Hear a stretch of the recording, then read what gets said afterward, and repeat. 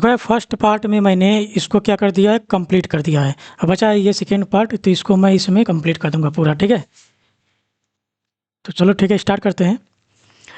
तो चैनल का नाम तुम्हें पता ही है यार, बार बार बोलना अच्छा नहीं लगता है। अगर नए हो तो सब्सक्राइब कर देना, वीडियो अच्छी लगे तो लाइक कर देना और शेयर कर देना, ओके।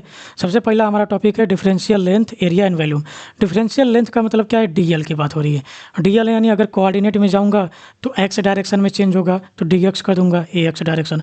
प्लस वाई डायरेक्शन में जाएंगे तो वाई डायरेक्शन में चेंज होगा तो डी वाई, ए वाई डायरेक्शन। इसी तरह जेड डायरेक्शन में। फिर उसके बाद क्या कर दोगे, तुम इनको कन्वर्ट कर दोगे किस में, सिलेंड्रिकल में कन्वर्ट कर दोगे और स्फेरिकल में कन्वर्ट करना हम जानते हैं।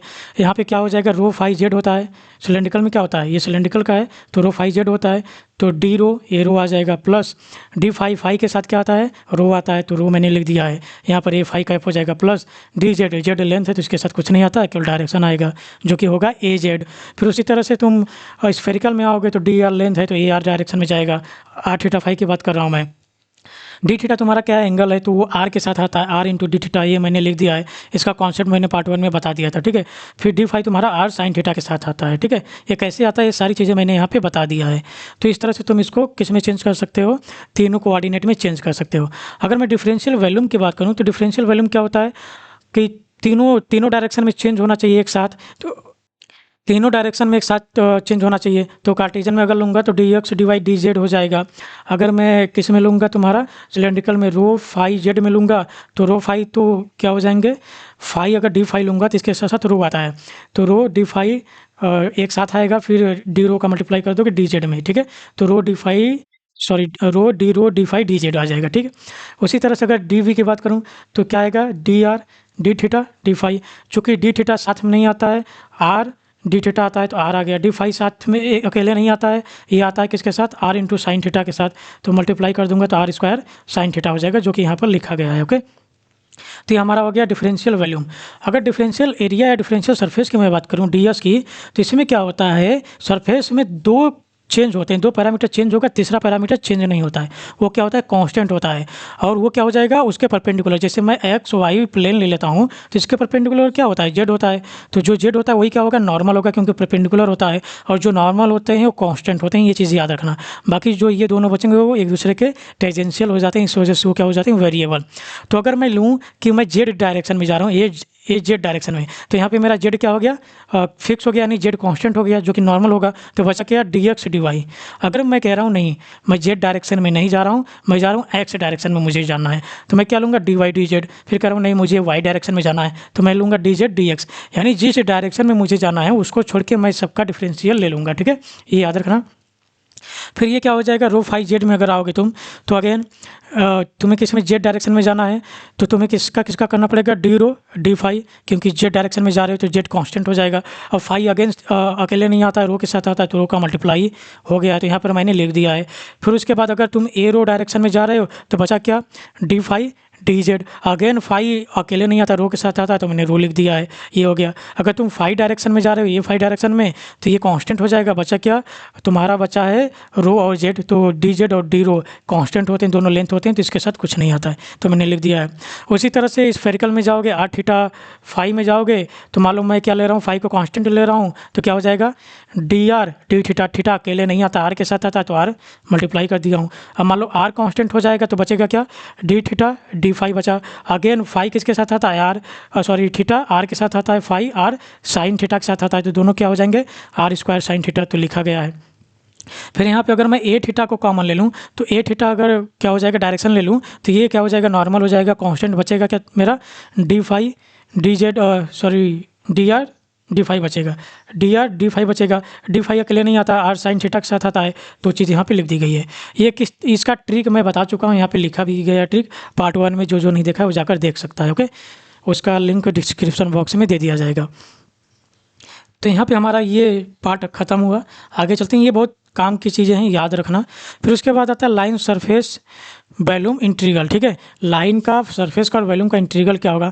लाइन का इंटीग्रल यानी डीएल हमने लिया, कोई वेक्टर ए है उसमें डीएल का कर दिया तो ये लाइन हो गया, इसका इंटीग्रल कर दिया तो लाइन इंटीग्रल हो गया। सरफेस हो गया, कोई वेक्टर ए है मैंने डीएस कर दिया, डीएस का इंटीग्रेशन ले लिया यानी सरफेस का इंटीग्रेशन ले रहा हूँ, डीएस हो जाएगा। सरफेस को जब खोलोगे दो बार में जाएगा, एक एक्स पैरामीटर एक वाई पैरामीटर, यानी दो पैरामीटर चेंज हो रहे हैं, तो कुछ इस तरह से भी लिख सकते हो। और डीएस कैसे निकालना है, तीनों कोऑर्डिनेट में हम देख चुके हैं अभी पीछे। फिर वॉल्यूम इंटीग्रेट करना है तो मान लो कोई एक वेक्टर है रो भी, कॉन्स्टेंट ही लेते हैं यहाँ पे, डी का इंटीग्रेशन कर देंगे। इसको जब तुम ओपन करोगे तो 3 बार करना पड़ेगा इंटीग्रेशन, क्योंकि यहाँ पे तीनों पैरामीटर चेंज होते हैं। और डी कैसे निकालते हैं वो भी हमने देख लिया है तीनों कोऑर्डिनेट में। तो ये रहा तुम्हारा दूसरा टॉपिक। आगे हम चलते हैं। आगे हमारा डेल ऑपरेटर। देखो डेल ऑपरेटर क्या होता है, इसको वेक्टर डिफरेंशियल ऑपरेटर भी बोलते हैं। इसको उल्टा ट्रायंगल से कह सकते हो, दिखाते हैं। डेल ऑपरेटर की वैल्यू होती है डेल अपॉन डेल एक्स ए एक्स की डायरेक्शन में, plus del upon del Y ए वाई की डायरेक्शन में, ये पार्शियल डिफरेंशिएशन है, plus del upon del Z A Z की डायरेक्शन में, ठीक है। एक कार्टीजन में आ गया एक्स वाई जेड में। अब मुझे किस में जाना है, सिलेंड्रिकल में जाना है, तो अगेन यहाँ पे रो आ जाएगा, 1/रो आ जाएगा, डेल रो के साथ 1/रो आता है। फिर जेड सिंपल होगा, ठीक है। ये सारी चीज़ें मैं बता चुका हूँ। देखो ये तुम्हारा क्या है, कार्टीजन है, फिर कार्टीजन से सिलेंड्रिकल में कैसे जाना है, फिर उसके बाद स्फेरिकल में कैसे जाना है, ये सारी चीज़ें मैं तुम्हें क्या कर चुका हूँ, बता चुका हूँ। तो ये याद रखना, ये तुम्हारा क्या हो जाएगा, डेल ऑपरेटर हो जाएगा। इसी के थ्रू हम क्या करेंगे आगे, डाइवर्जेंस और कर्ल देखेंगे। इससे एक 7 नंबर के क्वेश्चन आएंगे। तो मान के चलो 2 7 नंबर के क्वेश्चन मिल जाएंगे। है बहुत ईजी, लेकिन क्या करेंगे, अगर नहीं करके जाओगे तो बहुत कठिन हो जाएगा, ठीक है। अगर 7 लगभग 14 नंबर चाहिए तो इसको ज़रूर करके जाना। तो ये मैं एक्सप्लेन नहीं कर रहा हूँ, ये फर्स्ट पार्ट में मैं एक्सप्लेन कर चुका हूँ। आगे चल रहा हूँ। अब देखो ग्रेडियंट ऑफ स्केलर क्या होता है। ग्रेडियंट ऑफ स्केलर का मतलब होता है कि कोई तुम्हारी वैल्यू है, यहाँ पे जो लिखा है सबसे पहले मैं उसको पढ़ देता हूँ। It is a vector quantity, ये पहली बात तो वेक्टर क्वांटिटी होती है, which gives maximum rate of change in a space of scalar function f and its directed normal to surface f और स्केलर फंक्शन एफ। मान लो कोई फंक्शन एफ है, ठीक है, नहीं समझ में आएगा मैं समझा दे रहा हूँ। एक फंक्शन एफ है, अब कह क्या रहा है कि इस फंक्शन में मान लो वो 3D भी हो सकता है, 2D में मैं केवल 2 डायरेक्शन लिया हूँ।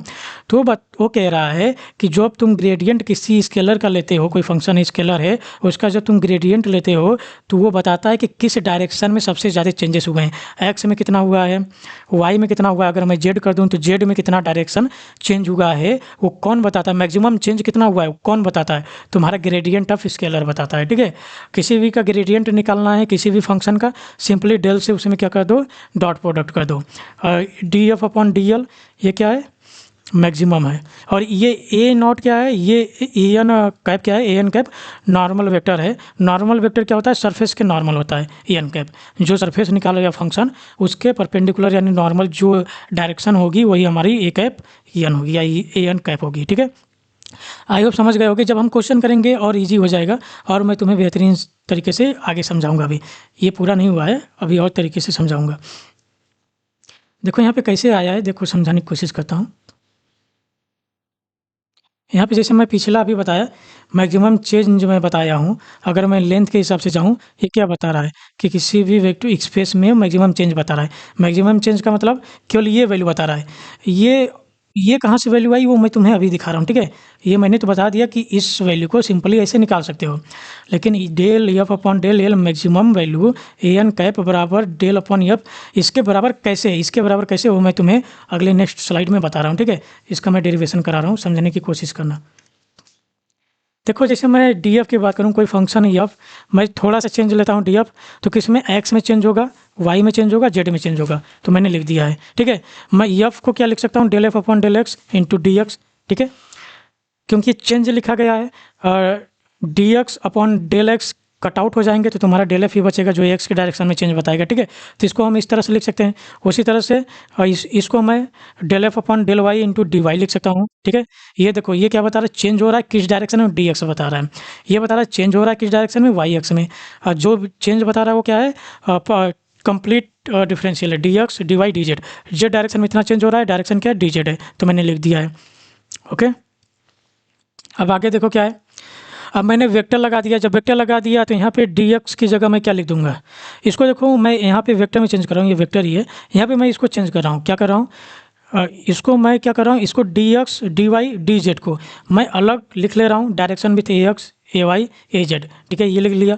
फिर ये जो मैंने हटाया है तो यहाँ पे डायरेक्शन बताना होगा ना, तो ए एक्स यहाँ पे लिख दिया हूँ, ए वाई यहाँ पे, ए जेड यहाँ पे, इतना मैंने क्या किया है, केवल चेंजेस किए हैं। अब इसका जब तुम मल्टीप्लाई करोगे तो तुम्हें यही चीज़ मिलेगी। करके देख लो, जैसे डी एक्स ये डायरेक्शन सेम डायरेक्शन को करोगे तो 1 आएगा, तो del F upon del x into d x तुम्हें ये मिल जाएगा। अगर बाकी में करोगे 0 मिलेगा। फिर इसी तरह से इसका इसमें करोगे तो ये वैल्यू मिल जाएगी, और इसका इसमें करोगे तो ये वाली वैल्यू मिल जाएगी, ठीक है। तो मैं कर नहीं रहा हूँ, ये सारी चीज़ें मैं बता चुका हूँ एकदम डिटेल में। आगे चलते हैं। फिर क्या हो जाएगा, ये वैल्यू अभी मैं तुम्हें बता के आ रहा हूँ, ठीक है। जब मैं डेल की वैल्यू निकाल रहा था, अगर मैं इस वैल्यू को थोड़ा सा और अच्छे से लिखना चाहूँ, कुछ इस तरह से, क्या ऐसे लिख सकता हूँ, del upon del x A x plus del upon del Y A y plus del upon del Z A z cap. और फंक्शन सेम है तो मैंने फंक्शन को बाहर निकाल लिया, तो ये फंक्शन वेक्टर था, मैंने वेक्टर लगा दिया। अब वेक्टर नहीं होगा तो नहीं लगाना, ठीक है।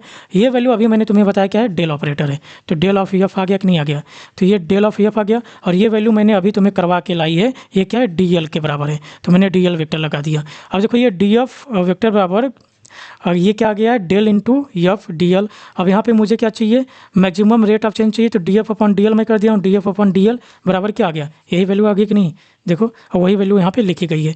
तो जब भी तुमसे ग्रेडियंट पूछा जाएगा किसी का, तो उसमें डायरेक्ट तुम किसका मल्टीप्लाई कर दोगे, डायरेक्ट मल्टीप्लाई कर दोगे इस चीज़ का, डेल का, ठीक है। ये याद रखना, ज़्यादा सोचने की और सोचने समझने की ज़रूरत नहीं। क्वेश्चन में क्वेश्चन जैसे आएगा वैसे ही तुम, अगर इस ग्रेडियंट पूछ रहा है तो डायरेक्ट डेल का यूज़ कर दोगे, इतना डेरिवेशन करने की ज़रूरत नहीं है, मैं तुम्हें समझने के लिए केवल बताया हूँ, ठीक है।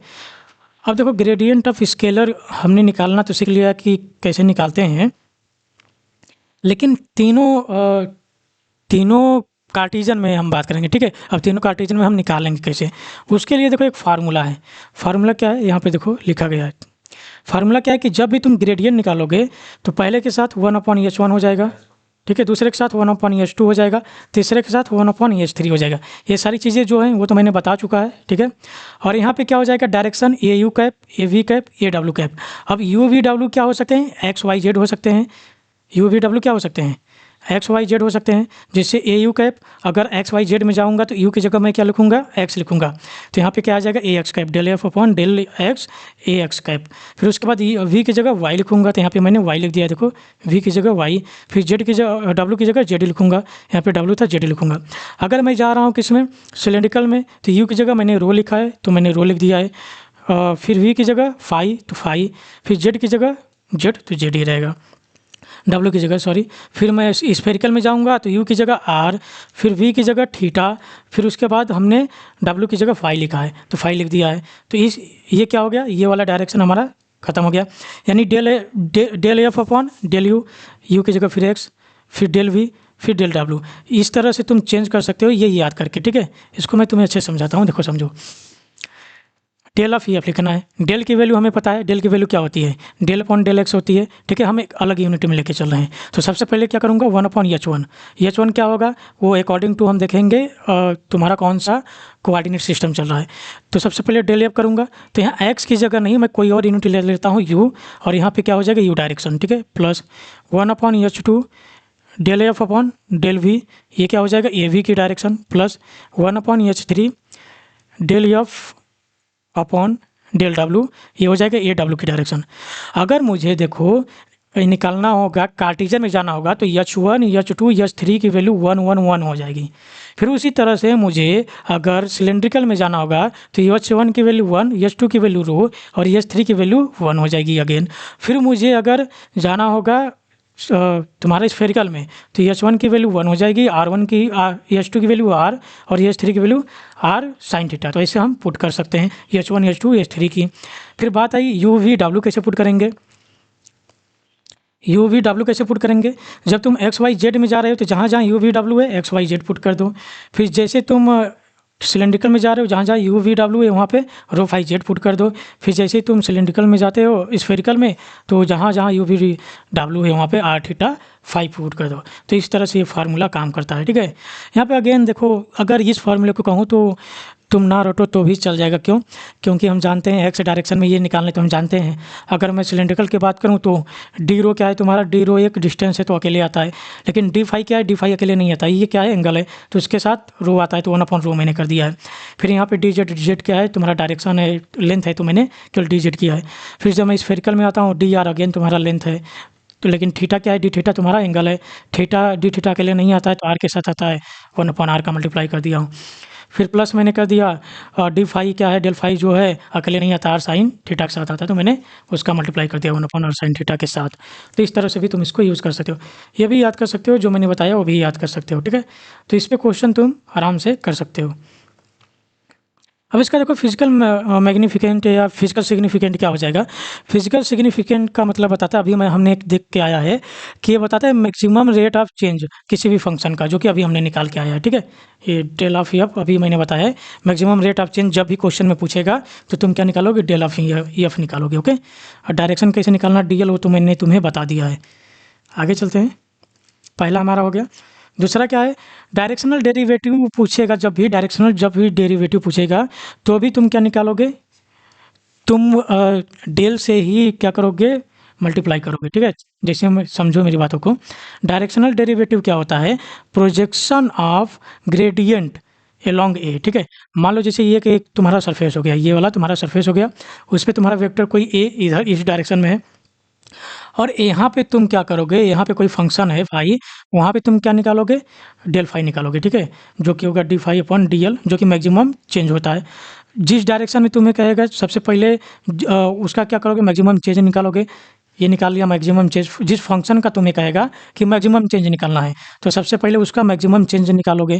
फिर उसके बाद डायरेक्शनल डेरिवेटिव तब कहता है कि वो दूसरे डायरेक्शन में तुम्हें निकलवाना चाहता है मैक्सिमम चेंज। जैसे कहेगा कि मान लो ये फाई तुम्हारा एक फंक्शन है, ठीक है, कहेगा कि इस फंक्शन का तुम्हें क्या निकालना है, मैक्सिमम रेट ऑफ चेंज निकालना है, तो डेल ऑफ फाई निकालोगे, तुम्हें मिल जाएगा d phi by d l. लेकिन तुम्हें कहेगा कि जो फाई है तुम्हारा फंक्शन है, जो फाई कोई एक फंक्शन है, तुम्हें इसका डायरेक्शनल डेरिवेटिव निकालना है in the direction of vector है, कोई वेक्टर ए दिया होगा उस वेक्टर में निकालना है। तो सबसे पहले क्या करोगे, जो फंक्शन दिया रहेगा उसका तुम ग्रेडियंट निकालोगे डेल के साथ, फिर उसका क्या करोगे, जिस डायरेक्शन में पूछ रहा है, जिस डायरेक्शन में वेक्टर डायरेक्शन पूछ रहा है उसका तुम प्रोजेक्शन ले लोगे, ओके।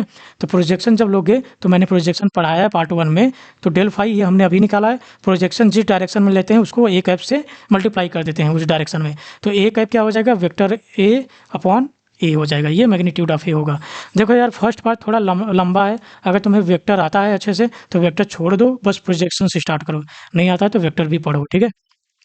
तो ये दूसरा सिग्निफिकेंट हो जाएगा। क्वेश्चन पढ़ना, मैक्सिमम अगर पूछ रहा है मैक्सिमम चेंज कितना हुआ है, तो तुम क्या बताओगे, डायरेक्ट ग्रेडियंट निकालोगे। अगर डायरेक्शनल डेरिवेटिव पूछ रहा है तो सबसे पहले मैक्सिमम चेंज निकालोगे जिस फंक्शन का पूछ रहा है, फिर उसके बाद उस डायरेक्शन में निकालोगे, यानी जिस डायरेक्शन पूछ रहा है उसके एक कैप से उसके डायरेक्शन से मल्टीप्लाई कर दोगे।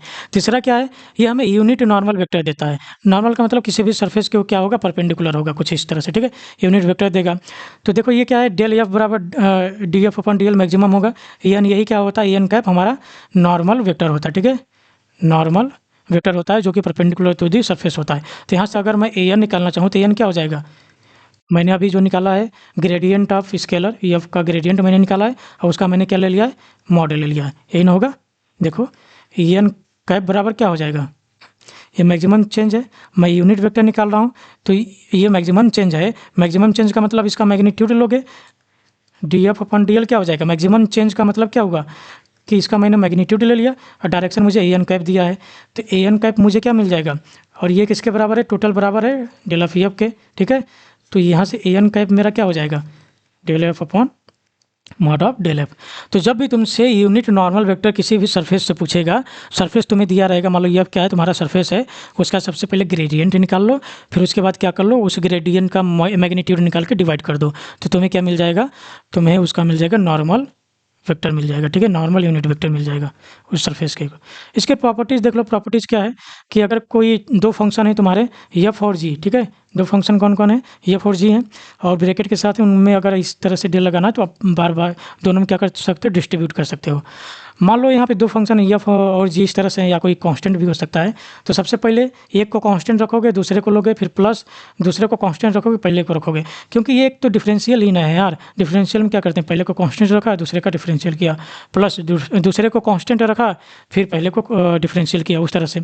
अगर डिवाइड में आ जाएगा तो डिवाइड का फार्मूला लगता है कि जो डिवाइड में पहले उसको कांस्टेंट रखो, ऊपर वाले को डिफरेंशिएट करो, माइनस ऊपर वाले को आप कांस्टेंट रखो, नीचे वाले को डिफरेंशिएट करो, अपॉन में जी स्क्वायर हो जाएगा नीचे वाले का। तो ये तुम्हारा क्या हो गया, प्रॉपर्टीज़ हो गई। अब देखो एक नोट लिखा है कि scalar potential of vector A के लिए कोई भी स्केलर पोटेंशियल वेक्टर ए तुम्हें निकालना होगा, ठीक है। कभी कभी क्वेश्चन दे देता है कि तुम्हें स्केलर पोटेंशियल निकालना है, ये नाम देगा। नाम जितने मैं बताते जा रहा हूँ याद रखना, ठीक है। सबसे पहले मैक्सिमम रेट ऑफ चेंज पूछ रहा है, फिर उसके बाद डायरेक्शनल डेरिवेटिव पूछ रहा है, फिर नॉर्मल यूनिट वेक्टर पूछ रहा है। तो ये सारी चीज़ें किससे निकलेंगी, ग्रेडियंट से। अगर स्केलर पोटेंशियल भी तुमसे पूछ रहा है तो मान लो अगर कोई वेक्टर तुम्हें ये दिया रहेगा तो उसका डेल ऑफ एफ जब भी निकालोगे, ठीक है, कोई ये वेक्टर है जो कि डेल ऑफ एफ के बराबर है, तो ये जो तुम्हारी एफ की वैल्यू हो जाएगी, जो एफ होगी, एफ की जो वैल्यू तुम फाइंड आउट करोगे वही हमारा क्या कहलाएगा, स्केलर पोटेंशियल कहलाएगा। इस पर मैंने क्वेश्चन भी लिया है, मैं करवाऊंगा, ठीक है तुम्हें। तो ये रही ग्रेडियंट की कहानी यहाँ तक। आगे चलते हैं, हम कुछ क्वेश्चन कर लेते हैं ग्रेडियंट पे। पहला क्वेश्चन दिया है कि एक स्केलर फील्ड है फाई एक्स कामा वाई बराबर है एक्स स्क्वायर साइन 5y, ये y है, ठीक है। ये भी मत समझ लेना यार, ये y है, एक्स वाई में है। कैलकुलेट ग्रेडियंट ऑफ आई, हमें ग्रेडियंट पता करना है। तो ग्रेडियंट अभी हम पढ़ के आए कि ग्रेडियंट को GRAD से भी दिखाते हैं। ग्रेडियंट ऑफ फाई बराबर क्या हो जाएगा, डेल ऑफ फाई हो जाएगा। डेल की वैल्यू क्या होती है, del upon del x, x Y z में दिया है तो डेल एक्स ए एक्स हो जाएगा, plus del upon del Y A y, plus del upon del Z A z. फिर फाई की वैल्यू कितनी दी है, फाई की वैल्यू मल्टीप्लाई कर दो, एक्स स्क्वायर साइन 5y। एक बार इसमें जब करोगे तो डेल ऑफ डेल एक्स हो जाएगा, तो 5y क्या हो जाएगा, कांस्टेंट हो जाएगा। एक्स स्क्वायर का डिफरेंशिएट करोगे तो 2x sine of 5y, a x cap हो जाएगा, प्लस वाई के रिस्पेक्ट में करोगे तो एक्स क्या हो जाएगा, कांस्टेंट लिख दिया। साइन का डिफरेंशिएट करोगे तो तुम्हारा कॉस ऑफ 5y हो जाएगा। फिर 5y का करोगे तो तुम्हें 5 मिल जाएगा। फिर जेड में करोगे तो यहाँ जेड नहीं तो तुम्हें 0 मिल जाएगा। तो ये वाली तुम्हारी वैल्यू आ जाएगी, ठीक है। तो ग्रेडियंट देखो कितना आसान है निकालना, बस नाम चेंज कर देता है तो हमें प्रॉब्लम होने लगती है। जो चीज़ें मैंने नाम चारों बताए, नाम तुम्हें याद होने चाहिए। जैसे यहाँ पे देखो नाम क्या पूछा है मुझसे, कि ये पूछा है कि यहाँ पे देखो पूछ रहा कंजर्वेटिव है कि नहीं, ये शो करो। ये मैं तुम्हें आगे जब पढ़ा दूंगा कल तब बताऊंगा कैसे इसको सॉल्व करते हैं। यहाँ पे स्केलर पोटेंशियल पूछा है, अभी मैंने स्केलर पोटेंशियल तुम्हें समझाने की कोशिश की थी कि क्या होता है, उसी को मैं क्वेश्चन करवाता हूँ, ठीक है। स्केलर पोटेंशियल बता तो मैंने अभी बताया था कि अगर कोई फंक्शन एफ है तो डेल ऑफ एफ, अगर कोई फंक्शन है, ठीक है, डेल ऑफ आई मान लेता हूँ, डेल ऑफ आई बराबर कोई फंक्शन एफ है, इसके बराबर मैंने फंक्शन ले लिया है, तो ये जो फाई होगा मेरा वही क्या होगा, स्केलर फंक्शन होगा, ठीक है। तो यहाँ पे देखो मैंने सबसे पहले कर लिया, लेट कर लिया, या ये कर सकते हो, डेल ऑफ एफ बराबर वेक्टर ऑफ एफ हो जाएगा। यहाँ पे वेक्टर लगा लेना, यहाँ पे फाई है, तो जो हमारा फाई हो जाएगा वो क्या हो जाएगा, स्केलर पोटेंशियल हो जाएगा। अब मुझे क्या करना है, फाई को कैलकुलेट करना है। तो सबसे पहले डेल की वैल्यू मैं लिखूंगा, तो यहाँ पे आई जे के टर्म में दिया तो मैं आई जे के टर्म में ही चलूँगा, एक्स वाई जेड नहीं दिया है, एक्स ए वाई ए जेड नहीं दिया है। तो del X upon del X phi I cap, del phi upon del Y J cap, plus del phi upon del Z K cap, क्या यही होगा। इसकी वैल्यू किसके बराबर है, एफ के बराबर है, तो मैंने यहाँ पे पुट कर दिया है। अब यहाँ पे अगर मैं इसको मैंने क्या किया है, फाई ऑफ एक्स लिख दिया हूँ, ठीक है, differentiate with respect to x, direction कौन सा आई, उसी तरह से phi of y direction z, उसी तरह से differentiate with respect to z, तुम्हारा क्या है, डायरेक्शन क्या है, के कैप है, ठीक है। ये किसके बराबर है, जो फंक्शन था एफ के बराबर मैंने पुट कर दिया है। अब यहाँ से मैं फाई एक्स निकालना चाहूँगा, तो फाई एक्स तुम्हारा क्या हो जाएगा, देखो ध्यान से, यहाँ ये आई कैप का कंपोनेंट है, आई कैप क्या हो जाएंगे, कैंसिल, तो फाई ऑफ एक्स क्या हो जाएगा, वाई ऑफ जेड स्क्वायर हो जाएगा। उसी तरह से वाई फाई ऑफ वाई क्या हो जाएगा, जे कैप क्या हो जाएंगे, cancel out, x z square plus 2 हो जाएगा। उसी तरह से फाई जेड क्या हो जाएगा, के कैप कैंसिल हो जाएगा, तो फाई जेड क्या हो जाएगा, 2xy z -1 हो जाएगा। देखो इसके निकालने के प्रोसेस में जरूर ध्यान देना, एक क्वेश्चन अगर 7 नंबर में आ जाएगा तो इसमें तुम निकालने में फंस जाओगे, तो ध्यान से समझना कैसे निकालो। सबसे पहले मैंने इसको डिस्क्राइब कर दिया क्या होता है, फिर यहाँ से मैंने बता दिया फाई क्या है, स्केलर पोटेंशियल है किसका, वेक्टर एफ का है। फिर मैंने डेल को खोल दिया है, सीधे बराबर रख दिया एफ के, फिर उसके बाद इस फॉर्म में रख दिया है ताकि हमें कम मेहनत करनी पड़े। फिर मैंने क्या कर दिया, कंपेरिजन करके मैंने इस phi x phi y phi z की वैल्यू लिख दी। अभी तक मैंने कुछ काम नहीं किया, ठीक है। जो वैल्यू वहाँ पे लिखा था मैंने, देखो फाई ऑफ एक्स क्या है, वाई ऑफ जेड स्क्वायर है, ठीक है। अब इसको मैं उठा रहा हूँ, फाई ऑफ एक्स क्या है, वाई जेड स्क्वायर है। तो फाई ऑफ एक्स को del phi upon del x लिख सकते हैं, यहाँ ऊपर की जैसे लिखा था। तो ये हो जाएगा। हमें क्या चाहिए, फाई चाहिए, क्योंकि अल्टीमेट हमें तो कैलकुलेट करना है, फाई ही कैलकुलेट करना है ना। तो हमें फाई चाहिए, तो डी फाई बराबर क्या हो जाएगा, डी एक्स की मल्टीप्लाई इधर हो जाएगी। तो हमें फाई चाहिए, तो दोनों तरफ इंटीग्रेट कर देंगे। तो इधर इंटीग्रेट कर दूंगा तो मुझे फाई मिल जाएगा, किसमें, एक्स वाई जेड में मिल जाएगा। अब यहाँ पे देखो इंटीग्रेट करूँगा किसका, वाई जेड स्क्वायर एक्स के रिस्पेक्ट में। जब मैं डी एक्स के रिस्पेक्ट में फाई का क्या कर रहा हूँ, इंटीग्रेशन कर रहा हूँ, तो एक्स क्या हो गया मेरा, एक्स वेरिएबल हो गया। बाकी ये दोनों क्या बच रहे हैं, यहाँ पे कांस्टेंट बच रहे हैं ना। तो वाई जेड मेरे क्या बच रहे हैं, कांस्टेंट बच रहे हैं। तो जो मेरा कांस्टेंट आएगा वो या तो वाई या जेड के टर्म में ही आएगा। तो यहाँ पे मैंने क्या लिखा है, ये देखो क्या है, डिफिनिट इंटीग्रेशन नहीं है, इनडिफिनिट इंटीग्रेशन है। तो इसमें जब इंटीग्रेट करते हो लिमिट नहीं रहती, तो उसके साथ साथ कांस्टेंट भी आता है। तो यहाँ पे वाई जेड कांस्टेंट है, तो जो कांस्टेंट आएगा किसके टर्म में आएगा, वाई और जेड के टर्म में ही आएगा ना। वो कितना है वो तो हमें अभी नहीं पता है। तो यहाँ पे मैंने इंटीग्रेशन किया, तो इंटीग्रेशन करने के बाद क्या आया, वाई जेड क्या था, वाई जेड स्क्वायर कांस्टेंट था, मैंने बाहर निकाल दिया, और डी एक्स का किया तो एक्स आ गया। फिर कांस्टेंट आएगा किसके टर्म में, वाई जेड के टर्म में, क्योंकि यहाँ पे एक्स वेरिएबल था, मैंने रीज़न बता दिया। अब मुझे ये वैल्यू चाहिए, ये वैल्यू चाहिए, तब जाके मुझे फाई की वैल्यू पता चल जाएगी, ठीक है। अब इस वैल्यू को देखो कैसे निकालूंगा, यहाँ पे क्या करूँगा, जो फंक्शन होगा वाई और जेड का होगा। तो एक बार मैं अगर वाई के फंक्शन को मैं डिफ्रेंशिएट कर दूँ वाई के रिस्पेक्ट में, तो वहाँ पे क्या बचेगा, मेरा जेड बचेगा, जो कि होगा कांस्टेंट। केवल मैं इसकी बात कर रहा हूँ, ठीक है। अब देखो ध्यान से क्या कर रहा हूँ मैं, डी फाई जेड यहाँ पे मैंने अगेन लिख दिया है। अब मैं क्या कर रहा हूँ, इस फाई को डिफ्रेंशिएट कर रहा हूँ मैं किसके रिस्पेक्ट में, विथ रिस्पेक्ट टू वाई के रिस्पेक्ट में। जब मैं इस फाई को डिफ्रेंशिएट करूँगा तो देखो मुझे क्या मिलेगा, del phi by del y. तो यहाँ से जब करूँगा तो वाई कैंसिल हो जाएगा, x z square plus del upon del y. ये जो कांस्टेंट था ये क्या है, ये अब कांस्टेंट जो था ये जीरो नहीं होगा। क्यों नहीं होगा, क्योंकि भाई यहाँ पे जो वाई है, जो कांस्टेंट है वाई पे डिपेंड कर रहा है। जेड तो मान लो कांस्टेंट हो जाएगा वाई के लिए, लेकिन वाई जो होगा वो तो वेरिएबल होगा ना यार। तो इसलिए मैंने डेल अपॉन डेल वाई इस तरह से लिख दिया है, ओके। अब देखो मुझे ये वाली वैल्यू क्या करनी है, कैलकुलेट करनी है। तो ये वाली वैल्यू कैलकुलेट करनी है, तो क्या कर सकता हूँ मैं, del phi upon del y किसके बराबर है, x z square plus del upon del y into c of y z. अगर मैं यहाँ पे देखूँ, ये जो फाई ऑफ वाई था, फाई ऑफ वाई यही क्या था, del of phi upon del of y, वो हमें गिवन है एक्स जेड स्क्वायर प्लस 2 है कि नहीं। तो एक्स जेड स्क्वायर ये दोनों मिल रहे हैं, तो यहाँ से del upon del y c of y z मुझे कितना मिल गया, 2 मिल गया। चूँकि मुझे ये चाहिए तो ये क्या हो जाएगा, इसको मैं डी वाई को उधर भेज दूंगा तो क्या हो जाएगा, वाई कॉमा जेड हो जाएगा, बराबर हो जाएगा 2 इंटू डी वाई। इंटीग्रेट कर दूंगा तो मुझे सी ऑफ डी वाई जेड मिल जाएगा। अब देखो डी वाई के रिस्पेक्ट में मैं क्या कर रहा हूँ, यहाँ पे इंटीग्रेशन कर रहा हूँ। तो ये वाई और जेड का फंक्शन है केवल, तो यहाँ पे वाई क्या हो जाएगा वेरिएबल, जेड क्या हो जाएगा कांस्टेंट हो जाएगा। तो इस बार जो कांस्टेंट आएगा किस टर्म में आएगा, जेड टर्म में। तो यहाँ पे जब मैं इसका इंटीग्रेशन करूँगा क्या, 2 डी वाई का करूँगा, तो 2 डी वाई क्या हो जाएगा, 2 वाई हो जाएगा, प्लस एक कांस्टेंट आएगा किसके टर्म में आएगा, जेड के फॉर्म में आएगा, ठीक है, समझ गए। तो वही चीज़ यहाँ पे सी ऑफ वाई जेड की वैल्यू कितनी आ गई, यहाँ पे सी ऑफ वाई जेड की वैल्यू मेरे पास ये आ गई। अब ये कांस्टेंट किस पे डिपेंड कर रहा है, जेड पे डिपेंड कर रहा है। इसको अब मैं क्या पुट कर दूंगा, इक्वेशन नंबर 1 में पुट कर दूंगा, ओके। जब तुम इक्वेशन नंबर 1 में पुट कर दोगे उसको, तो तुम्हें ये वैल्यू मिल जाएगी x Y z square plus 2y plus c of z. अब मुझे सी ऑफ जेड चाहिए, क्यों, क्योंकि ये जेड पे डिपेंड कर रहा है, यानी जेड का एक्सप्रेशन हो सकता है। अगर कोई कांस्टेंट एकदम कांस्टेंट होता जो वाई एक्स वाई जेड पे क्या करता है, डिपेंड नहीं करता, तब मैं उसको वहाँ पे छोड़ सकता था, क्योंकि वो एक्चुअल में कांस्टेंट होता है। लेकिन ये जो कांस्टेंट आ रहा है वो तो जेड पे डिपेंड कर रहा है। तो अगेन मैं फाई को क्या कर दूंगा, जेड के रिस्पेक्ट में डिफ्रेंशिएट कर दूंगा। जब जेड के रिस्पेक्ट में करूँगा तो मुझे 2x y जेड मिल जाएगा, प्लस इसका क्या हो जाएगा, 0 हो जाएगा। इसका क्या करूँगा, ये 0 नहीं होगा क्योंकि ये जेड पे डिपेंड कर रहा है, तो मैंने ये लिख दिया है del upon del z into c of z, ठीक है। फिर हम कंपेरिजन करेंगे फाई ऑफ जेड, जो कि del phi upon del z होता है। हमें दिया है 2xy -1, तो 2xy ये हो गया, 2xy ये हो गया, 0 तो है ही नहीं, 0 हटा देंगे। तो del upon del z c z किसके बराबर हो गया, -1 के। कंपेयर करके मैंने लिख दिया। मुझे क्या चाहिए, सी जेड की वैल्यू चाहिए, तो del upon del z c of z बराबर -1 है, तो मुझे सी ऑफ जेड चाहिए, तो मैं डेल जेड को क्या करूँगा, उधर भेज दूंगा, ठीक है। तो हो जाएगा माइनस ऑफ डेल जेड। मुझे सी जेड चाहिए तो मैं क्या कर दूंगा, इंटीग्रेशन कर दूंगा। जब इंटीग्रेशन करूँगा माइनस माइनस बाहर आ जाएगा डी जेड का करूँगा तो क्या आएगा माइनस आएगा। इनडिफिनिट इंटीग्रेशन है तो यहाँ पे आप कांस्टेंट आ जाएगा।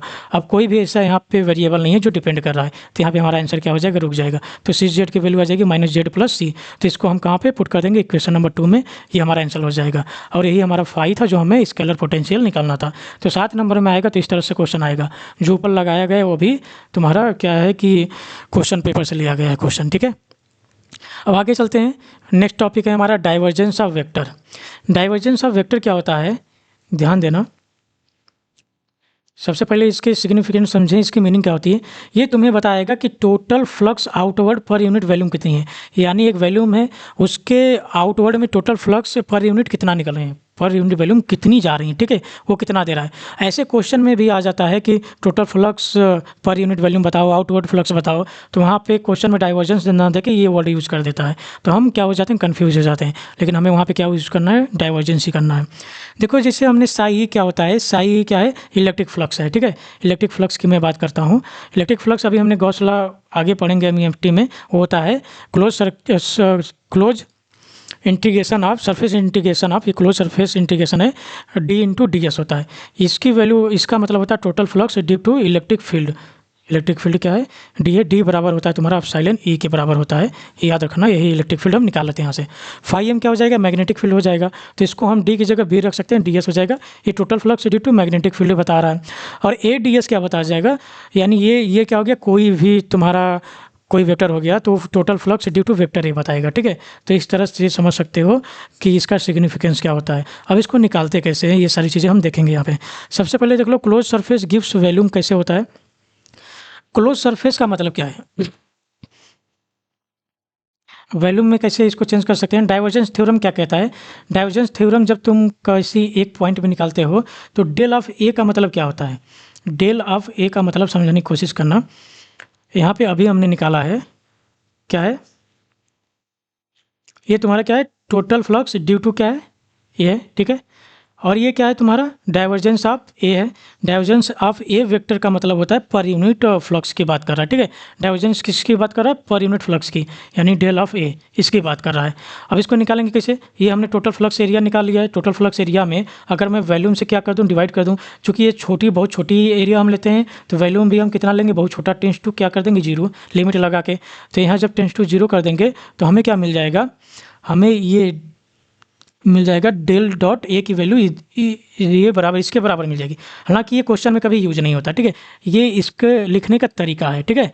ये क्या होगा, ये तुम्हें बताएगा डाइवर्जेंस होता है। डाइवर्जेंस ऑफ वेक्टर जब भी निकालते हैं, देखने में लग रहा होगा ग्रेडियंट के ही तरह होते हैं, लेकिन हम ग्रेडियंट स्केलर का निकाल रहे थे, याद रखना। यहाँ पे हम जब भी डेल की मल्टीप्लाई एक वेक्टर के साथ करेंगे वो क्या हो जाएगा, डाइवर्जेंस हो जाएगा। इसकी जो वैल्यू आएगी स्केलर आएगी, वहाँ पर जो वैल्यू आ रही थी वो आ रही थी वेक्टर आ रही थी, ठीक है।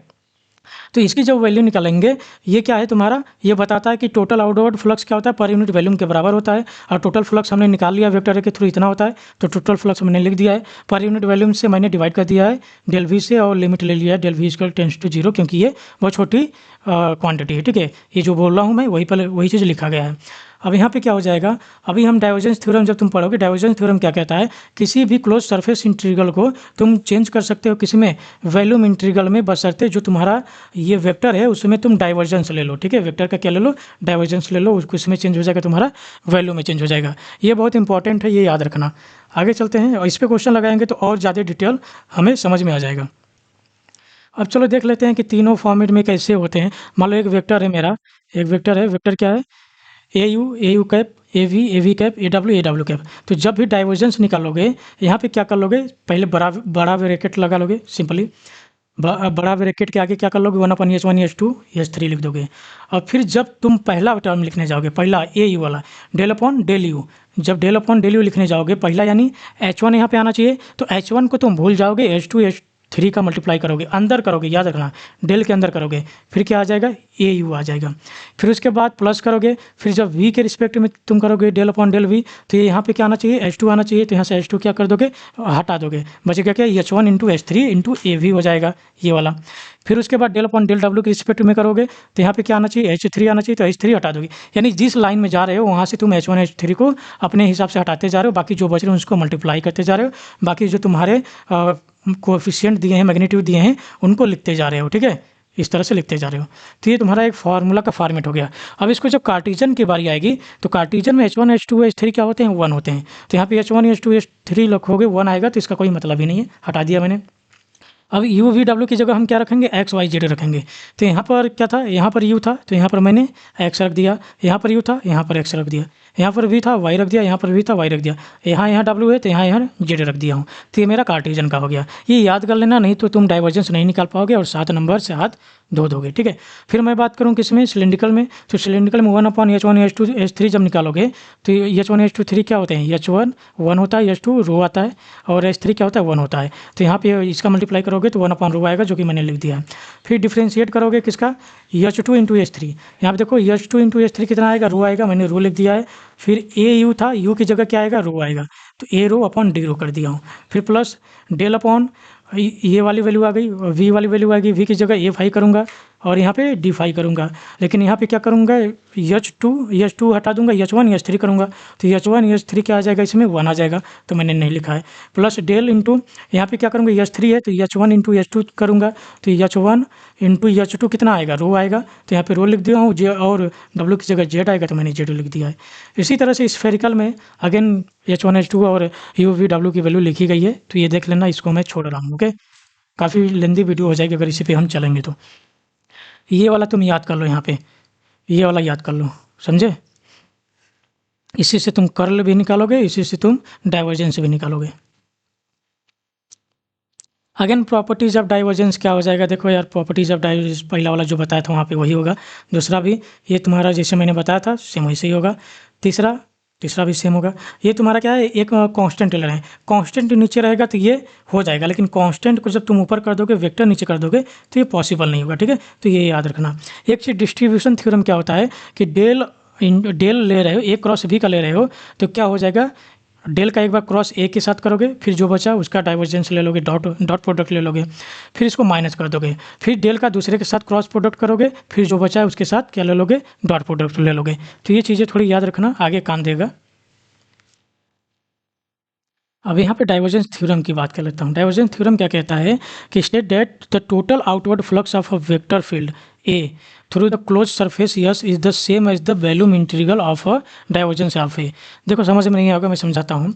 एक क्लोज सरफेस ले लेते हैं कुछ इस तरह से, ठीक है, ये क्या हो गया, क्लोज सरफेस हो गया। तो कहने का मतलब ये है कि वो कह रहा है कि अगर कोई तुम्हारा क्लोज सरफेस है, ओके, उसके आउटवर्ड जो फ्लक्स निकल रहे हैं, इधर से भी फ्लक्स निकलेगा, इधर से भी, इस डायरेक्शन में भी जाएगा और एक बाहर की डायरेक्शन में आएगा। तो इतने डायरेक्शन से क्या निकल सकते हैं, फ्लक्स निकल सकते हैं। तो डाइवर्जेंस थ्योरम कह रहा है कि हर एक सरफेस से तुम फ्लक्स निकालोगे, फिर उसको क्या करोगे, ऐड करोगे, इस सरफेस से फिर इस सरफेस से। इससे अच्छा है क्या करो, इसका तुम वैल्यूम ले लो। ठीक है, यानी क्लोज सरफेस इंटीग्रल तुम कर रहे हो, क्लोज सरफेस ये हो गया, ठीक है। इंटीग्रेशन करोगे तो इसकी तुम एरिया निकालोगे, डीएस ए वेक्टर ए की, फिर उसके बाद क्या करोगे, फिर इसका निकालोगे, फिर उसको क्या करोगे, सम करोगे, सबको निकाल के सम करोगे। तो ये कह रहा है कि इसको ईजी करने के लिए क्या करो, सरफेस वाले को तुम कर लो वैल्यूम, क्योंकि वैल्यूम में डील करना आसान होता है, उसमें तीनों चेंज होते हैं, हम तीनों में आराम से लिख सकते हैं, तुम देखते आ चुके होगे। बस आते क्या होगा कि तुम वेक्टर ए को डाइवर्जेंस कर दो, ठीक है, डाइवर्जेंस ऑफ वेक्टर ए ले लो, फिर डी वी कर दो। तो ये तुम्हारा थ्योरम ये बताने की कोशिश कर रहा है। यानी इसका वाइस वर्सा भी जा सकते हो, अगर वैल्यूम तुम्हें दिया गया है तो तुम उसको सरफेस में चेंज कर सकते हो, बस तुम्हें ये हटा देना होगा, डाइवर्जेंस हटा देना होगा। ठीक है, अगर सरफेस में है तो सरफेस से तुम कहाँ जा सकते हो, वैल्यूम में है तो वैल्यूम से तुम सरफेस में जा सकते हो through the divergence theorem. Okay, चलो क्वेश्चन कर लेते हैं इस पर। क्वेश्चन दिया है ए, हमें वेक्टर दिया है, हमें डिटरमाइन करना है net outward flux through the closed hemisphere surface एक दे दिया है, एक आधा सरफेस दिया होगा। हेमिस्फीयर यानी टोटल सरफेस ये होता है, तो हेमिस्फीयर आधा काट दो। ठीक है, कुछ इस तरह से बनता है, अगर मैं बात करूँ तो कुछ इस तरह से बनता है। तो इसकी बात कर रहा है कि आउटवर्ड फ्लक्स कितने होंगे वो मुझे तुम्हें बता दो। अब देखो, अगर तुम डाइवर्जेंस का असली मतलब नहीं समझे होते तो नहीं कर पाते इस क्वेश्चन को। आउटवर्ड फ्लक्स का मतलब ही बता रहा है कि हमें क्या निकालना है, डाइवर्जेंस निकालना है, तो हम समझ गए हमें डाइवर्जेंस निकालना है। सबसे पहला तरीका क्या होगा, जो गिवन है उसको मैं क्या करूँगा, लिख लूँगा। गिवन जो है मैंने लिख लिया, फिर मैं क्या करूँगा, एक स्टैंडर्ड इक्वेशन लिखूंगा, उससे मैं कंपेयर करूंगा। तो ए आर की वैल्यू, ए थीटा की वैल्यू, ए फाई की वैल्यू मैंने निकाल ली है। ठीक है, क्योंकि इसकी मुझे ज़रूरत पड़ेगी, निकाल लिया हूँ। अब नाउ डाइवर्जेंस थ्योरम में लगा दूंगा, मुझे ये निकालने के बजाय मैं ये निकाल लेता हूँ, ये मुझे ईजी पड़ेगा। ठीक है, तो ये जब निकालूंगा मुझे, तो डी वी जब मुझे निकालना होगा तो मुझे सबसे पहले क्या चाहिए होगा, डेल इंटू ए चाहिए होगा। डेल इंटू ए का मैं तरीका बता चुका हूँ कि सबसे पहले ब्रैकेट लगाओ, उसके पहले H1 H2 H3 निकालो, फिर जो दिया है जिस भी फॉर्मेट में दिया है उसको निकालो। स्फेरिकल में दिया है तो आर थीटा फाई दिया है, आर थीटा फाई हमने लिख दिया। H1 H2 3 r theta phi अगर मल्टीप्लाई करोगे आर स्क्वायर साइन थीटा हो जाएगा। H1 H2 H3 क्या होंगे, 1 आर साइन थीटा होगा। फिर del upon del r H2 H3 a r हो जाएगा। H2 H3 क्या हो जाएगा, H2 H3 are square sine theta मैंने रख दिया है। ए आर की वैल्यू हमने निकाली, आर स्क्वायर मैंने रख दिया है, अपॉन डी आर हो जाएगा। प्लस क्या है, del upon del theta H1 H3, H1 1 है, H3 क्या है आर साइन थीटा, तो मैंने यहाँ पे रख दिया। लेकिन यहाँ रखने की ज़रूरत नहीं है क्योंकि ए थीटा हमारा जीरो है, तो पूरा जीरो हो जाएगा। प्लस हो जाएगा del upon del phi, phi के रिस्पेक्ट में करूँगा तो यहाँ पे H1 H2 आ जाएगा। H1 H2 क्या है 1 इंटू आर, आर आ गया। और फिर यहाँ पे ए फाई की वैल्यू कितनी है साइन थीटा, तो मैंने यहाँ पे रख दिया। ओके, अगेन यहाँ पे देखो ये क्या है, ये तुम्हारा आर है और साइन थीटा है, लेकिन हम डिफ्रेंशिएट किस में कर रहे हैं, फाई में। ये कांस्टेंट हो जाएंगे, फाई है ही नहीं, तो ये क्या हो जाएगा जीरो। तो हमें केवल कितना मिला 1 upon r square sine theta जो बाहर था, फिर इसका क्या कर दोगे डिफ्रेंशिएट करोगे, साइन थीटा इसमें क्या हो जाएगा कांस्टेंट हो जाएगा तो बाहर आ जाएगा।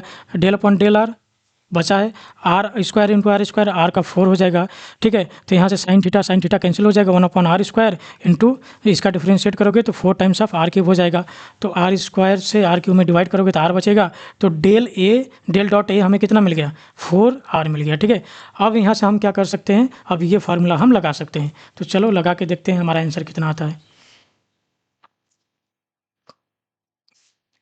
ये वैल्यू हमने निकाल ली थी, आर थीटा फाई में हम डील कर रहे हैं। टोटल आउटवर्ड फ्लक्स क्या हो जाएगा, अब मैं साई मान लेता हूँ, इंटीग्रेशन हो जाएगा ट्रिपल वैल्यू में integration of del dot a d v हो जाएगा। अब डी वी क्या हो जाएगा, आर थीटा फाई में डी वी क्या होता है आर स्क्वायर, क्योंकि देखो डी क्या होता है, सबसे पहले ये देखो d r d theta d phi, यहाँ डी थीटा अकेले नहीं आता है, आर के साथ आता है। डी फाई अकेले नहीं आता है, आर साइन थीटा के साथ आता है। जब इन सबको मल्टीप्लाई करूँगा तो आर स्क्वायर साइन थीटा हो जाएगा। तो वही चीज़ यहाँ पे लिखी गई है। सिंपली मैंने क्या किया, पुटअप कर दिया इसमें। अब यहाँ पे मैं क्या कर रहा हूँ, एक की मैं लिमिट रख रहा हूँ कहाँ 0 to 5, ये आर की लिमिट दिया है, अगर देखोगे पीछे जाके तो दिया है, मैंने रख दिया है। ठीक है, यहाँ पर ध्यान से देख लो, यहाँ पर वैल्यू दी है, यहाँ पे देखो आर की वैल्यू 0 to 5 दी है। फिर यहाँ पे क्या है, ये तुम्हारी थीटा की वैल्यू है।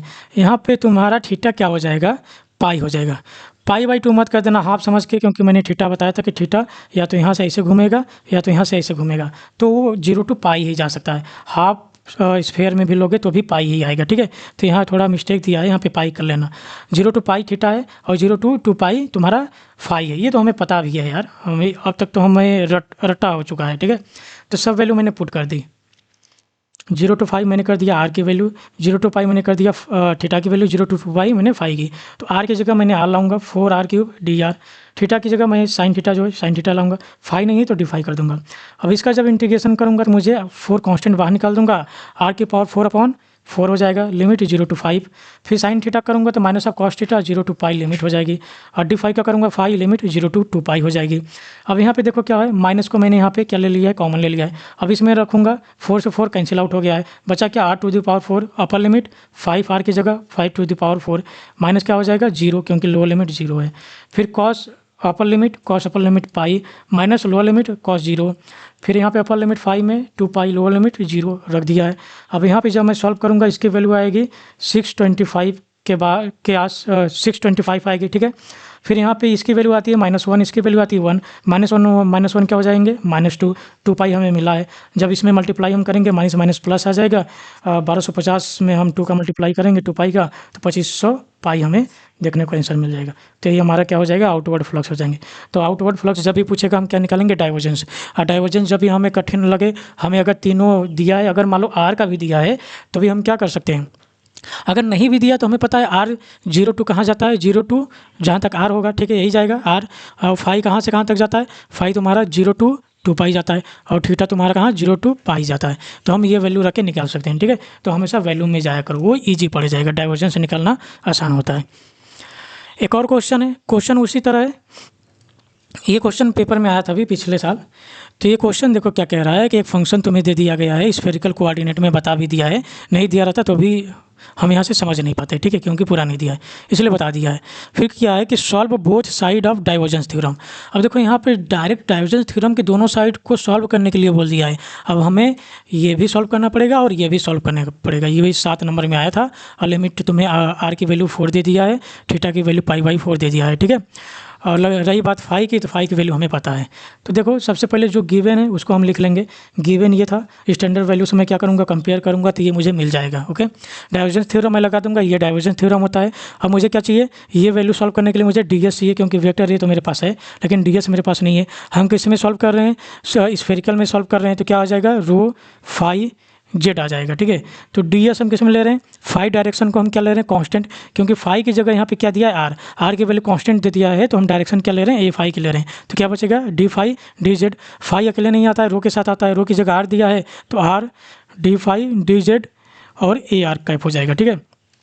तो वही वैल्यू मैंने यहाँ पे लिख दी है। अब उसके बाद मुझे क्या चाहिए, ए इंटू डी डैश चाहिए, ए और डी डॉट डी एस चाहिए। तो मैंने इनको क्या कर दिया, मल्टीप्लाई कर दिया। ए की वैल्यू दिया था मैं, ए की वैल्यू ये है, ये मैंने मल्टीप्लाई कर दिया ए आर। देखो ये भी ए आर कैप होगा, ये भी क्या है, A R cap dot A R cap क्या हो जाएंगे, कैंसिल आउट हो जाएंगे, 1 बन जाएंगे, ठीक है। ये हो जाएगा। अब मैं क्या कर लूँगा, दोनों का इंटीग्रेशन कर लूँगा, सरफेस इंटीग्रेशन 2 में तोड़ दूंगा। अब देखो किसी में तोड़ोगे, एक थीटा में तुम कर रहे हो, एक फाई में कर रहे हो, तो थीटा में करोगे, थीटा की वैल्यू कहाँ से कहाँ तक दिया है, 0 to π/4, और तुम्हारा फाई की वैल्यू कितनी है, 0 to 2π है, हमें पता ही नहीं दिया है तो बाई डिफ़ॉल्ट, ठीक है। फिर यहाँ पे सारी वैल्यू मैंने पुट कर दिए। अब पुट करने के बाद यहाँ पे आऊँगा 5/, यहाँ पे जो आर था, आर क्या है मेरा कांस्टेंट है, तो आर की वैल्यू मैंने पुट कर दी है। तो यहाँ से आर जो 4 है एक बार कैंसिल आउट हो जाएगा, बचेगा क्या, आर क्यूब बचेगा। आर क्यूब की वैल्यू होती है 64, इसकी मल्टीप्लाई कर दूंगा 5 में। फिर इंटीग्रेशन किसका करूंगा, डी थीटा के रिस्पेक्ट में करूंगा तो साइन थीटा का, फाई के रिस्पेक्ट में करूंगा तो डी फाई के रिस्पेक्ट में, ठीक है। साइन थीटा का माइनस कॉस थीटा, फाई का फिर से डी फाई का फाई आ जाएगा। लिमिट मैंने रख दिया है, ये माइनस साइन हो गया तुम्हारा, ये तुम्हारा मल्टीप्लाई करोगे 320 आएगा। तो अपर लिमिट रखोगे minus cos π/4 plus sine lower limit cos 0 हो जाएगा। माइनस कैसे है, यहाँ पे प्लस कैसे आएगा, सबसे पहले माइनस होगा, ये माइनस कॉमन लिया था, माइनस अंदर करोगे तो ये प्लस हो जाएगा, ये माइनस हो जाएगा, ठीक है। इस वजह से वहाँ पे माइनस प्लस आ गया है। और कॉस 0 की वैल्यू 1 होती है, इसकी वैल्यू 1/√2 होती है, इसकी वैल्यू 2π आ जाएगी। जब इन सबको तुम मल्टीप्लाई करोगे कैलकुलेटर से, कैलकुलेटर लेकर जाना, अगेन फिर से मैं कह रहा हूँ इलेक्ट्रिकल वालों को कैलकुलेटर लेकर जाना। जब तुम कैलकुलेशन से इसको सॉल्व करोगे, ये वैल्यू यहाँ पे सबसे पहले इसको माइनस करोगे, इसकी वैल्यू 1/√2 की वैल्यू इतनी आती है, माइनस करोगे तो ये आ जाएगी, कैलकुलेट करोगे तो लगभग 588.8 अप्रॉक्सीमेटली 589 के आसपास आ जाएगी। तो एक पार्ट हम निकल लिया है। अब दूसरा पार्ट हमें करना है। दूसरा पार्ट कैसे करना है, देखो कितना ईजी सवाल था यार। हाँ, हम लोग इस तरह से पढ़े नहीं थे तो थोड़ा हमारा उतने अच्छे से बन नहीं पाया था, लेकिन कोशिश हम किए थे, ठीक है। लेकिन फिर बाद में टाइम मिला, हम सोचे कि तुम्हें भी प्रॉब्लम होगी, क्योंकि कोई उतना अच्छे से ये एक्सप्लेन नहीं किया था कैसे करना है। तो मैं तुम्हें एक्सप्लेन कर रहा हूँ, तो इसको अच्छे से समझ लेना। अब डाइवर्जेंस थ्योरम अगेन वही लगाना है, ये फार्मूला लगाना है। देखो फार्मूला मैं बताने नहीं जा रहा हूँ, बार बार वही फार्मूला बताना, ठीक है। ये लिख लिया करो, H1 H2 H3 क्या होगा, किस में आएगा, आर थीटा फाई में। H1 H2 H3 क्या आना चाहिए, R1 R क्या हुआ है, आर साइन थीटा, ये आता है, यहाँ पर लिखा भी गया है। फिर ये फार्मूला यूज़ करोगे, फार्मूला यूज़ करने के बाद क्या करोगे, सबकी वैल्यू रख दोगे। ए आर की वैल्यू तुम्हें दिया, ए थीटा ए फाई की वैल्यू 0 है, तो ये दोनों क्या हो जाएंगे, तुम्हारे 0 हो जाएंगे। तो यहाँ पे H1 H2 थोड़ा सा देख लिया करो, ठीक है। ये रखने से अच्छा है कि डायरेक्ट मैं ए थीटा ए फाई रख दूँ, तो मुझे ये कैलकुलेट ही नहीं करना पड़ेगा, मेरा टाइम बच जाएगा, ठीक है। तो मुझे डायरेक्ट केवल ये वाली वैल्यू रखनी है, तो ये वाली वैल्यू रखो, H1 H2 H3 की वैल्यू ये आ जाएगी। फिर यहाँ पे H2 H3 की वैल्यू क्या आ जाएगी, r into r sine theta, तो आर स्क्वायर साइन थीटा हो जाएगा। यहाँ पे r square sine theta d r के अप्रॉक्स में। ए आर की वैल्यू अभी दिया है, ये ए आर वैल्यू यहाँ पे मैंने रख दिया है। अब यहाँ देखो आर की वैल्यू रख मत देना, क्योंकि यहाँ वैल्यू में तुम क्या कर रहे हो, वैल्यू में डील कर रहे हो, वैल्यू में तीनों चेंजेस होते हैं, ठीक है। आर थीटा फाई तीनों चेंज होंगे, तो आर की वैल्यू यहाँ पे पुट मत कर देना। तो डाइवर्जेंस ऑफ ए हम निकाल लेंगे, तो डाइवर्जेंस ऑफ ए जब कट पिट करोगे, यहाँ से क्या आ जाएगा 4 टाइम्स ऑफ आर क्यूब, तो ये 4 से 4 कट जाएगा, आर स्क्वायर से आर क्यूब करोगे तो आर बच जाएगा। ये साइन थीटा बाहर निकल गया, तो साइन थीटा कैंसिल आउट हो जाएगा, बचेगा क्या 5r बच जाएगा, ठीक है। 5r हमने डाइवर्जेंस निकाल लिया है। अब इसको हम सॉल्व करते हैं, वैल्यूम इंटीग्रेशन सॉल्व करते हैं, ठीक है। सबसे पहले मैंने आर का रखा हूँ, तो आर का 0 to 4 जाएगा। फिर उसके बाद मैंने थीटा का रखा है, थीटा दिया है, फाई का नहीं दिया तो फाई 0 to 2π जाएगा। और सारी वैल्यू मैंने रख दी है, ठीक है। यहाँ पे किसकी वैल्यू, टेल ये हमने निकाला, इसकी वैल्यू कितनी थी 5r, और इसकी वैल्यू हमने निकाला है r square sine theta d r d theta d phi यही निकाला था, तो वैल्यू हमने यहाँ पे रख दी है। ठीक है, तो यहाँ पे देखो अब क्या हो जाएगा, यहाँ पे तुम्हारा हो जाएगा 5 तो बाहर निकल जाएगा, जाहिर सी बात है 5 यहाँ पे बाहर निकल जाएगा। यहाँ पे बाई 2 कहाँ से आया यार, यहाँ पे मेरे को बाई 2 नहीं समझ में आया, 1 मिनट पीछे चलें। क्या बाई 2 भी मिलना चाहिए हमें, 4 टाइम्स ऑफ ये मिल जाएगा मुझे आर स्क्वायर साइन थीटा, तो यहाँ से मैं क्या कर दूंगा 5/4 नहीं सही है, तो यहाँ बाई 2 नहीं होगा यार, ये थोड़ा सा हटा नहीं है, कैंसिल आउट कर लेना। ओके, 1 मिनट देना मुझे, चलो 5R होगा। तो यहाँ पे मैंने कैलकुलेट कर दिया, 5 को मैंने कांस्टेंट लिख दिया है, आर को मैंने डी आर के अंदर कर दिया, थीटा को थीटा में, 5 को 5 में। अगेन आर क्यूब का करोगे तो वही आंसर आएगा, फिर वही आएगा, फिर वही आएगा, तो मैं बता नहीं रहा हूँ। यहाँ पे 5 इंटू इसका करोगे तो ये क्या हो जाएगा 4 टाइम्स ये आएगी वैल्यू, तो यहाँ से 1 कट जाएगी, 4 क्यूब आएगी 64, यहाँ पे मैंने लिख दिया है। फिर इसकी वैल्यू अगेन मैंने कैलकुलेट किया था, जो कि आया था 0.293, जो कि वहाँ हमने देखा था। फिर मल्टीप्लाइड बाई क्या आ जाएगा 2 पाई की वैल्यू होती है 23.14 होती है, 14 यहाँ पे कर लेना, 4 नहीं होगा 14 होगा। ओके, बहुत ज़्यादा यहाँ पे क्या है गलतियाँ हैं यार, मैं 14 कर देता हूँ, नहीं बाद में जब नोट्स मिलेगा तो कहोगे यार यहाँ पे गलती है।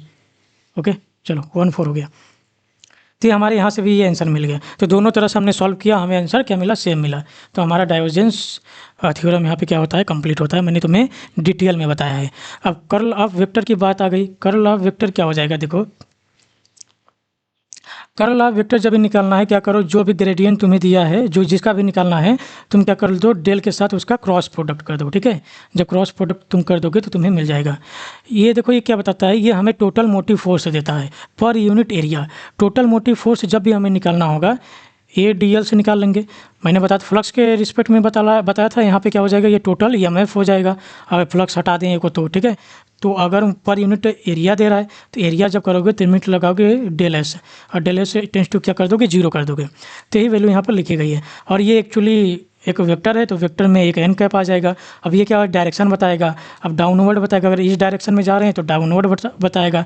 ये मैंने बताया था तुम्हें कि अगर तुम क्लॉक की डायरेक्शन में जा रहे हो तो डाउनवर्ड, और अपोजिट टू द क्लॉक जा रहे हो, एंटी क्लॉक जा रहे हो तो अपवर्ड डायरेक्शन हो जाता है।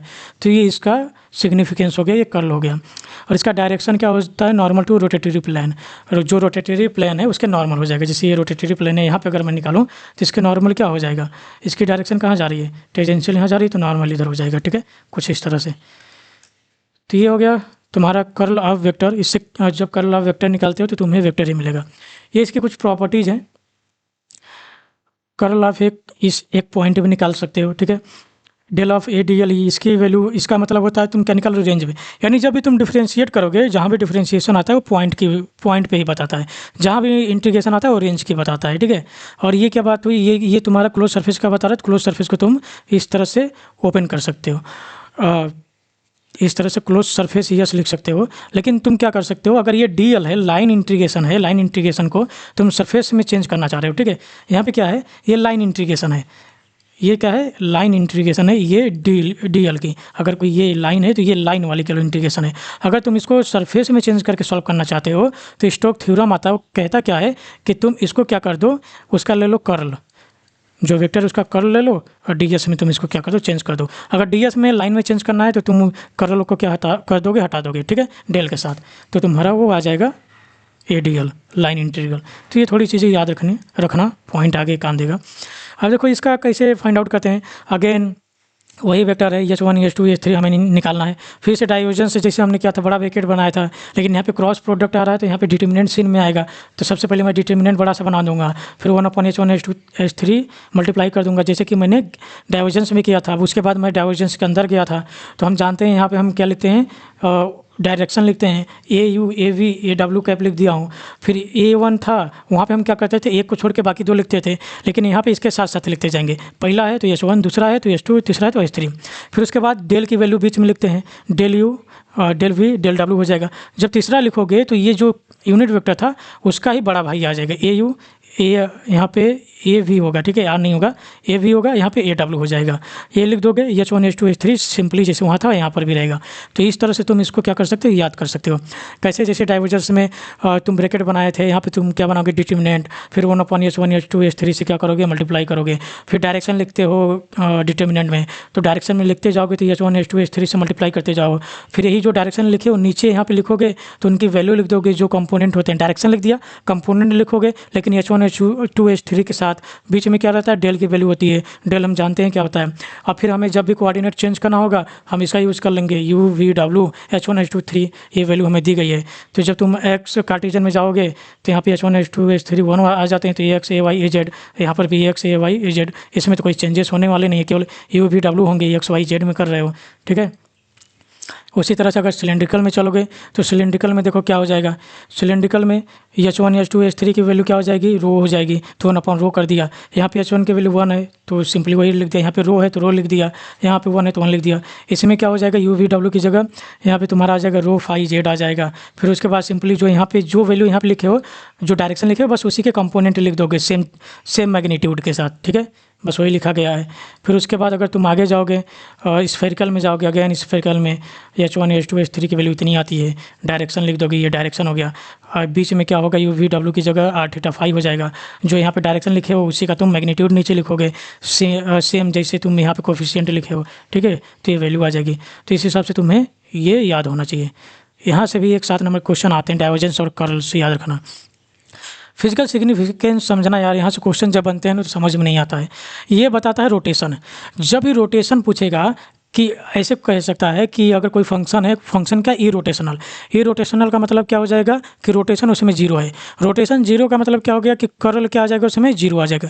कर्ल जीरो का मतलब हो जाएगा ए, अगर कोई वेक्टर ए है उसमें कोई भी रोटेशन नहीं है तो डेल क्रॉस ए लूँगा तो उसकी वैल्यू कितनी आ जाएगी, जीरो आ जाएगी। तो वो कहेगा कि प्रूव करो कि ये वेक्टर क्या है, ई रोटेशनल है। तो ई रोटेशनल कैसे प्रूव करोगे, उस वेक्टर का कर्ल ले लोगे, अगर जीरो के बराबर आ जाएगा तो कह दोगे वो क्या है, ई रोटेशनल है। अगर ई रोटेशनल नहीं होगा, जीरो नहीं आएगा। कंजर्वेटिव का मतलब भी होता है कर्ल जीरो होना चाहिए।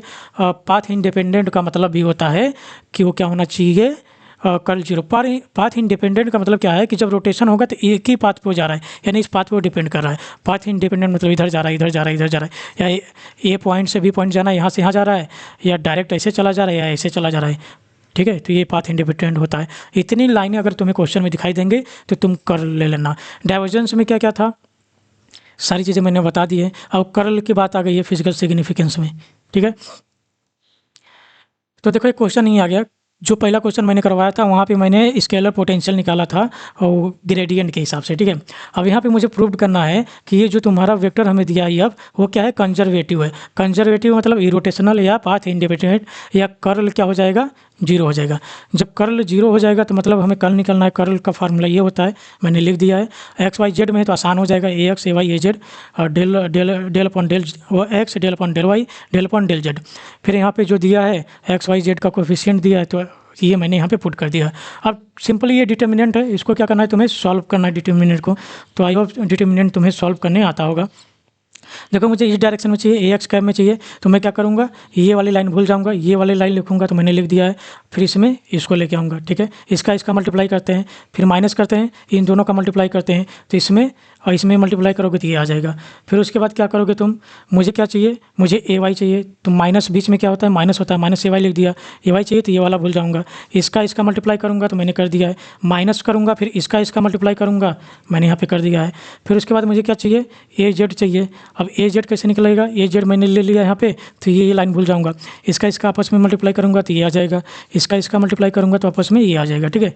अब इनको क्या करना है, सॉल्व करना है। अब यहाँ पे ध्यान से देखो, वाई के रिस्पेक्ट में मैं क्या कर रहा हूँ, डिफरेंशिएट कर रहा हूँ, तो वाई कैंसिल आउट हो जाएगा, एक्स जेड क्या हो जाएंगे, कोफिशिएंट, तो 2x जेड कोफिशिएंट हो गए, और -1 कांस्टेंट था, ये दोनों कांस्टेंट थे, बाहर आ गए, -1 कांस्टेंट था, 0 हो जाएगा। फिर माइनस लगा तो मैंने माइनस लगा दिया। अब यहाँ पे जेड के रिस्पेक्ट में कर रहा हूँ तो x कांस्टेंट हो जाएगा, तो जेड स्क्वायर का करूँगा तो 2z आएगा, तो यहाँ पे आ जाएगा 2x इंटू जेड, और फिर 2 क्या था कांस्टेंट, तो 0 हो जाएगा। तो x की वैल्यू यहाँ पे आ गई, यहाँ पे देखो 0 आ रही है। फिर वाई में जाऊँगा, यहाँ पे देखो एक्स के रिस्पेक्ट में करना है तो यहाँ पे क्या आ जाएगा 2yz आ जाएगा, वन कांस्टेंट है 0 हो जाएगा। यहाँ पे जेड के रिस्पेक्ट में करना है -2yz आ जाएगा, इसकी भी वैल्यू क्या आ जा रही है 0 आ जा रही है, यहाँ पे मैंने लिख दिया। अब जेड के रिस्पेक्ट में करोगे तो यहाँ पे देखो एक्स के रिस्पेक्ट में करोगे तो 2xz आ जाएगा, ठीक है। एक्स क्या हो जाएगा कांस्टेंट, ये कांस्टेंट है 0 हो जाएगा। यहाँ वाई के रिस्पेक्ट में तुम करोगे तो यहाँ पे तुम्हें क्या मिल जाएगा, वाई के रिस्पेक्ट में करोगे तो तुम्हें यहाँ पे जेड स्क्वायर, एक मिनट सॉरी यहाँ पे मैंने गलत बता दिया है, यहाँ पे एक्स के रिस्पेक्ट में कर रहे हैं तो एक्स क्या हो जाएगा, कैंसिल आउट हो जाएगा, एक आ जाएगा और जेड स्क्वायर कांस्टेंट था, जेड स्क्वायर रह जाएगा, कांस्टेंट 0 हो जाएगा। माइनस यहाँ वाई के रिस्पेक्ट में करोगे तो वाई 1 है, वाई के रिस्पेक्ट में करोगे del y upon del y तो 1 आ जाएगा, जेड स्क्वायर क्या था कांस्टेंट था तो बाहर आ जाएगा, तो ये माइनस हो जाएगा तो ये 0 आ जाएगा। तो यहाँ पे हमारी वैल्यू क्या आ गई 0। तो ये क्या होती है कंजर्वेटिव हो गई, ये रोटेशनल होगा और पाथ इंडिपेंडेंट होगा। तो ये 7 नंबर में क्वेश्चन पूछे जाने के चांसेस हैं, ये याद रखना।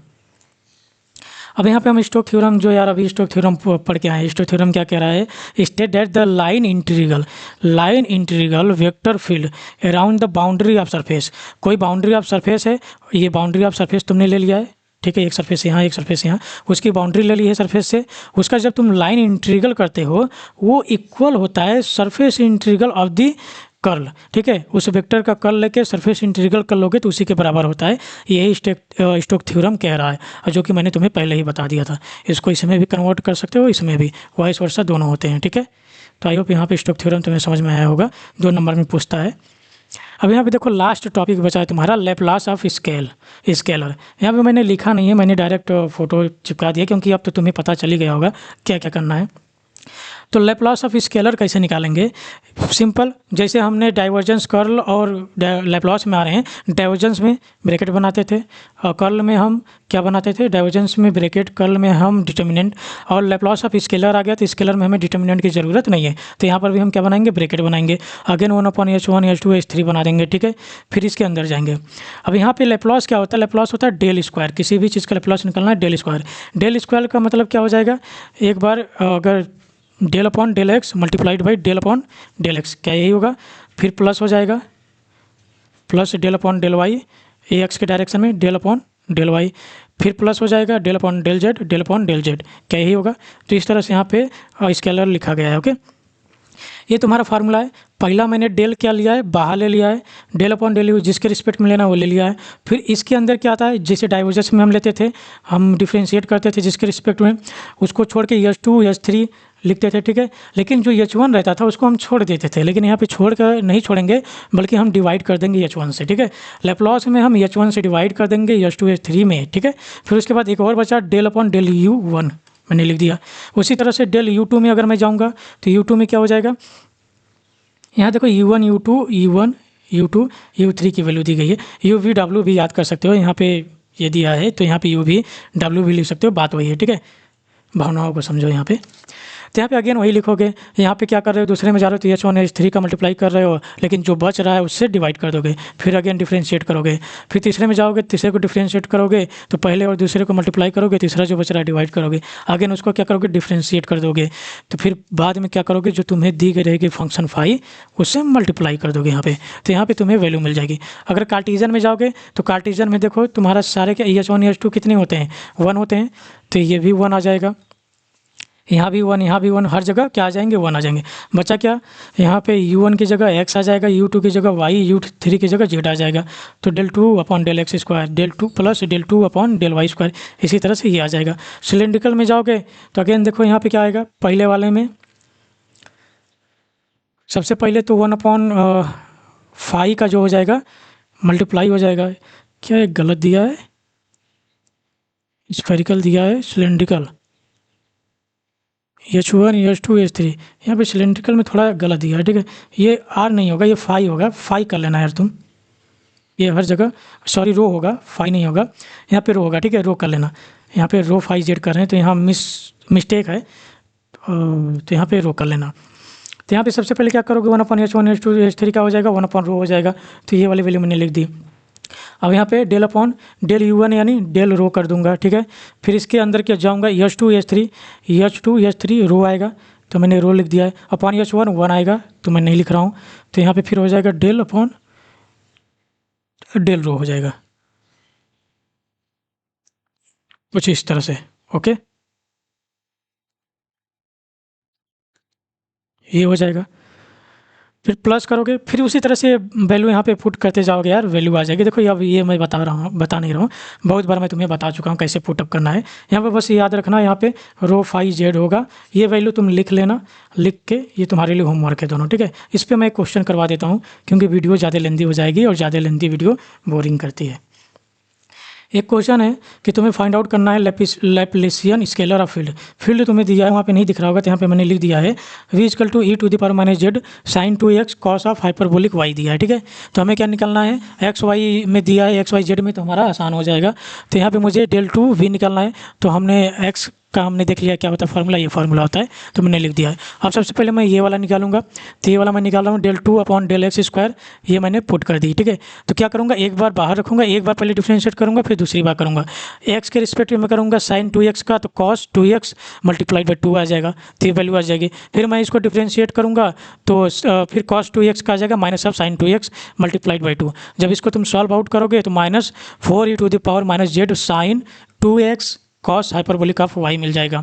उसी तरह से जब तुम del two upon del y square into v का करोगे, तो यहाँ पे y के रिस्पेक्ट में करोगे, तो ये कॉस ऑफ हाइपरबोलिक का क्या होता है, साइन ऑफ हाइपरबोलिक होता है।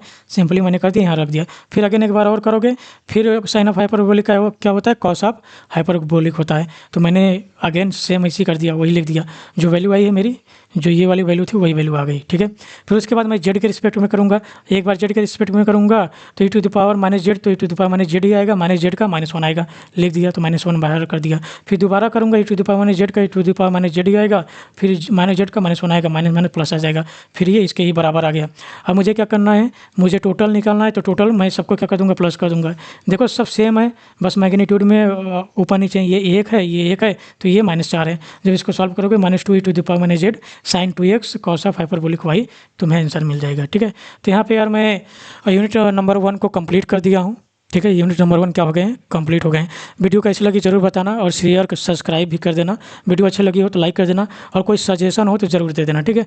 कमेंट बॉक्स में है, और कमेंट बॉक्स में अपनी राय जरूर देना यार। तो यहीं पे वीडियो मैं एंड करता हूँ। Thank you.